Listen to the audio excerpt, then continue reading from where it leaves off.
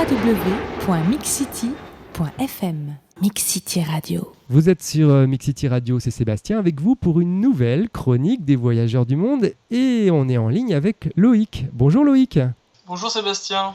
Alors Loïc, tu es le créateur d'un site qui s'appelle partirenvtt.com et ton truc à toi, c'est de voyager à vélo. Alors tu es parti notamment aux Pays-Bas, mais aussi en France, un petit peu partout, tu nous raconteras ça tout à l'heure. Alors d'où vient cette passion pour le vélo ? Je suis assez proche de la nature, donc j'ai fait des études sur l'environnement et je me suis dit que pour nos vacances, ce serait quand même bien de faire un effort pour la planète et de partir avec quelque chose qui ne pollue pas ou pas de trop. Donc le vélo, c'est vrai que ça s'impose comme un outil intéressant pour voyager parce qu'on peut faire des distances assez importantes, mais on prend quand même le temps de visiter et d'être en contact avec la population des pays traversés. Je pense qu'il y a beaucoup d'auditeurs qui seraient prêts à partir en vélo, mais ça nécessite quand même d'avoir du matériel, de l'entretenir, de se préparer avant de voyager.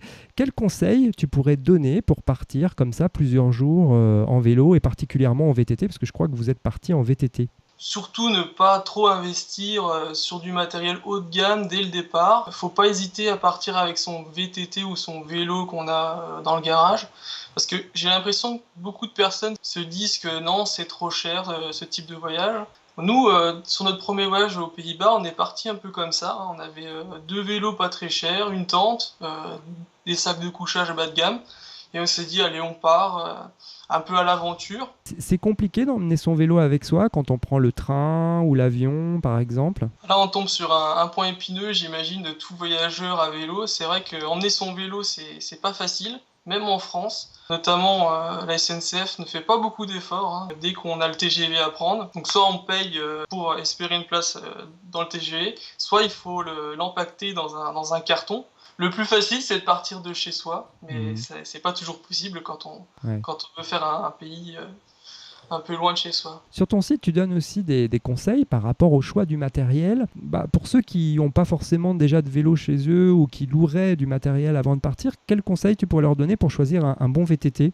Déjà, je conseille d'éviter les VTT tout suspendus si on n'a pas le budget. Un VTT tout suspendu en dessous de 1 000 €, je pense que c'est une aberration. Ça va avoir comme effet de pomper, donc le vélo va sans arrêt secouer avec une perte d'énergie importante. Donc je pense qu'il vaut mieux se diriger vers un VTT soit rigide, donc ça veut dire sans suspension, ou alors on part avec un VTT avec suspension avant. Soit on veut faire 200 km par jour et on part avec un vélo de route et sans bagage, ou soit on part avec un VTT et on se dit on peut prendre des petits chemins de traverse et on fera 50 km par jour. Alors je vais te poser une question qui est peut-être pas facile à répondre, mais quelles seraient les 5 choses absolument nécessaires à emmener avec soi en dehors de son vélo ?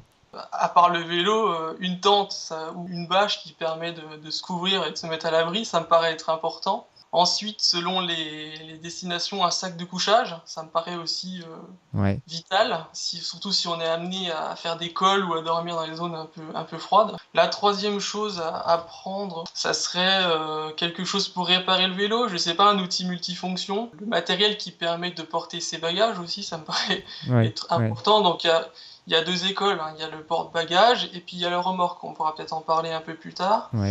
Un casque. Oui, le casque. Oui, j'allais te poser la question. Pour la sécurité, voilà. Je crois que le premier périple à vélo que vous avez fait, c'est les Pays-Bas, c'est ça ? C'est ça, les Pays-Bas. Alors, pourquoi les Pays-Bas ? Pourquoi cette première destination ? C'est le pays pour les néophytes, les débutants. On a fait 700 km aux Pays-Bas. On a dû faire 10 km sur route avec des voitures. Nous, on est parti d'Amsterdam et on a fait la côte qui longeait la mer du Nord. Et c'est des paysages qui sont assez formidables quand même. Comment vous vous êtes organisé ? En gros, comment se passe une journée à vélo ? C'est quoi votre rythme ? Vu qu'on dort en tente, on se lève, on prépare le petit déjeuner, on mange correctement, on replie la tente, on prépare les vélos, on décolle, on se donne à peu près un objectif de la journée ou alors les différents points qu'on aimerait visualiser. Le mieux c'est d'avoir une carte assez précise du secteur, c'est pas toujours possible, sinon on se charge de multiples cartes. Dans une journée de vélo, combien vous faites à peu près de kilomètres ? Et ma deuxième question, c'est est-ce qu'il faut être un minimum sportif pour pouvoir voyager à vélo ? La distance moyenne se situe autour de 55 à 70 km. Il y a des journées où on va dépasser les 100 km sans souci. avec un vent favorable, la descente qui va bien. Puis il y a des journées où on n'en fait pas du tout parce qu'on a envie de se reposer.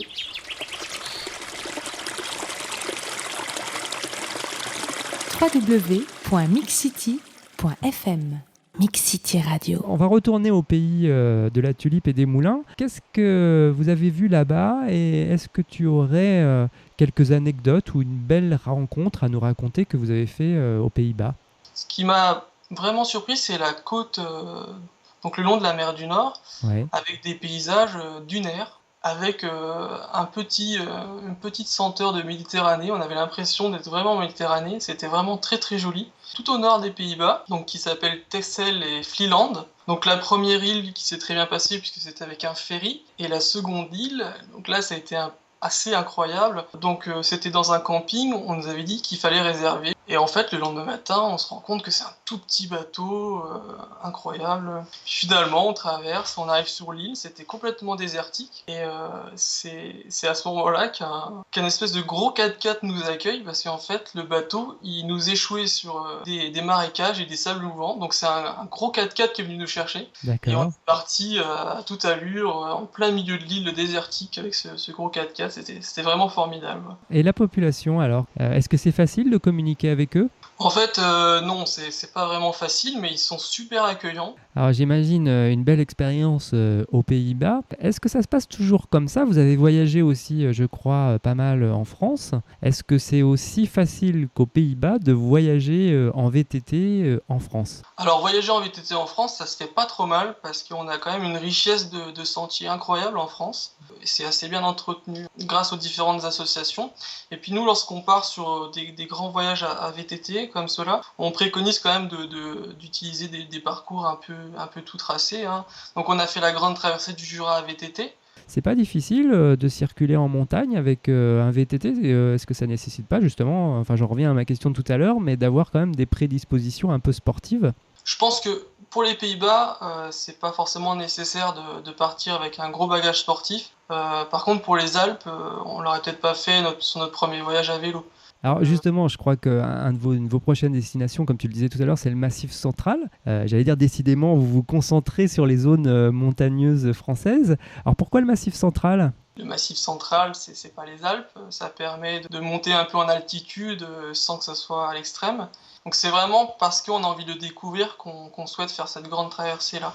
Et puis parce que aussi, ça évite de prendre l'avion et de partir à 10 000 km pour faire 3 semaines de voyage à vélo. Lorsque vous partez en voyage, est-ce que vous communiquez avec les autres voyageurs en vélo? Ouais, souvent ça s'arrête à un salut, bonjour, bon.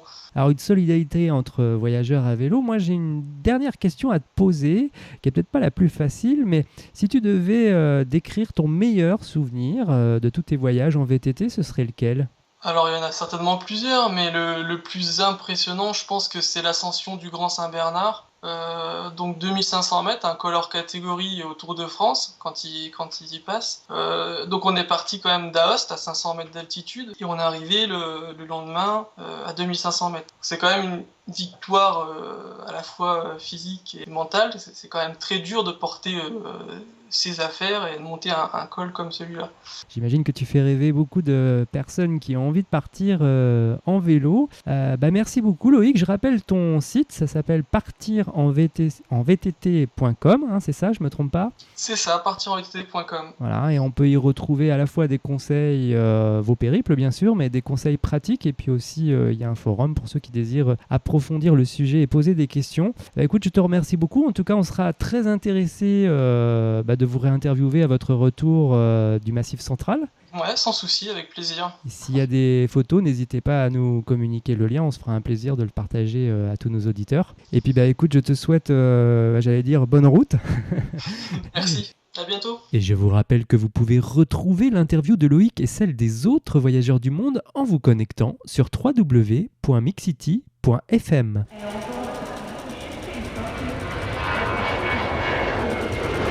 www.mixcity.fm Mix City Radio.